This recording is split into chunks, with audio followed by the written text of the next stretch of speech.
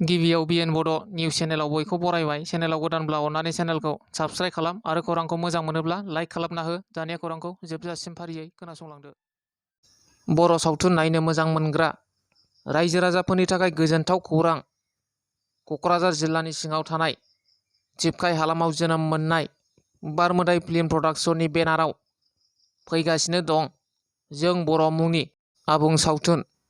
मिथुराम ब्रह्मनि दिहुननाय आरो सुजुनाय, लोगोसे नाइसोरां गयारिनि बिथोन होनाय आरो सेबखांनाय बे सावथुननि शुटिं खालामनाया सोलिगासिनो दं।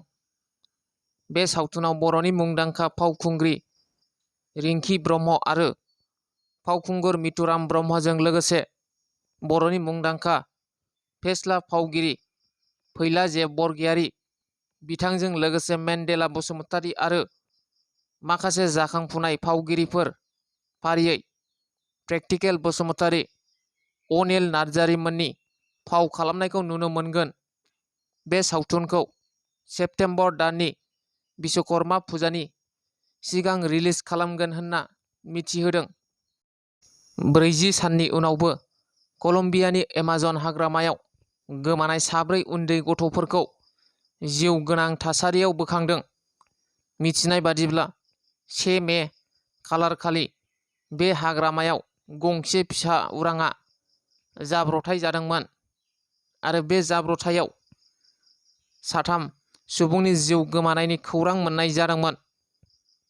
मख'नो गोनांदि बे जाब्रबथाय जानाय उरांआव 4 उन्दै गथ', बिमा आरो 2 पाइलट दंमोन। गथ'नि बिमा आरो 2 पाइलटआ जिउ गोमानायनि उनाव 4 गथ'फोरा आन्दायना गोमाना दंमोन। नाथाय बे 4 उन्दै गथ'फोरखौ 40 साननि उनाव जिउगोनां थासारियाव बोखांफिननो हादों। 4 उन्दै गथ'फोरखौ 13 बोसोर बैसोनि, 9 बोसोर बैसोनि, 4 बोसोर बैसोनि आरो सासेया 1 बोसोर बैसोनि होननानै मिथिनो मोन्दों। कलागुरु बिष्णु राभा जौमा फरायसालिनि जिएस रुबल बसुमतारीआ बिपिएफ दोलोआव जइन जानाया नंखाय। बे बाथ्राखौ फरायसा बिथाङा गावनो खेंफोरथि होदों। थांनाय 8 जुन खालाराव उदालगुरि जिल्लानि अराङाव बिपिएफ राजखान्थि दोलोनि जर'खा सोद्रोमा थिसननाय हाबाफारिया जानानै थांदोंमोन। कलागुरु बिष्णु राभा फरायसालिनि जिएस रुबल बसुमतारीआ गावखौ बिपिएफआव जइन जानायनि रादाब गोसारनायखौ नंखाय होननानै फोरमायदों। बिपिएफनि खायसे सोद्रोमाफ्रा रुबल बसुमतारीखौ थगायनानै लिंना लांनानै बिपिएफआव जइन जाहोदों होननानै अजद होदों। क'क्राझार इउएन एकाडेमि फरायसालिया 7 फरायसाफोरनो एक्सिलेन्स अफ दा इयार एवार्डखौ गथायबाय।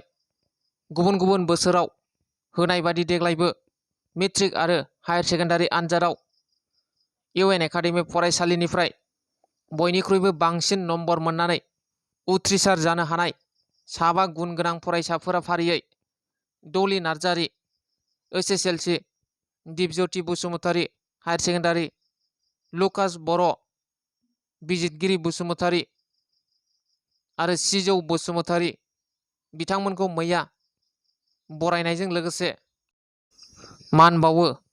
बे हाबाफारियावनो बाहागो लादों आसामनि मन्त्रि उदखाव गोरा ब्रह्म, एमएलए लरेन्स इस्लारि, इउएन एकाडेमि फरायसालिनि डाइरेक्टर कृष्ण गपाल बसुमतारी आरो फरायसा फरायसुलिफोरबो बाहागो लादों।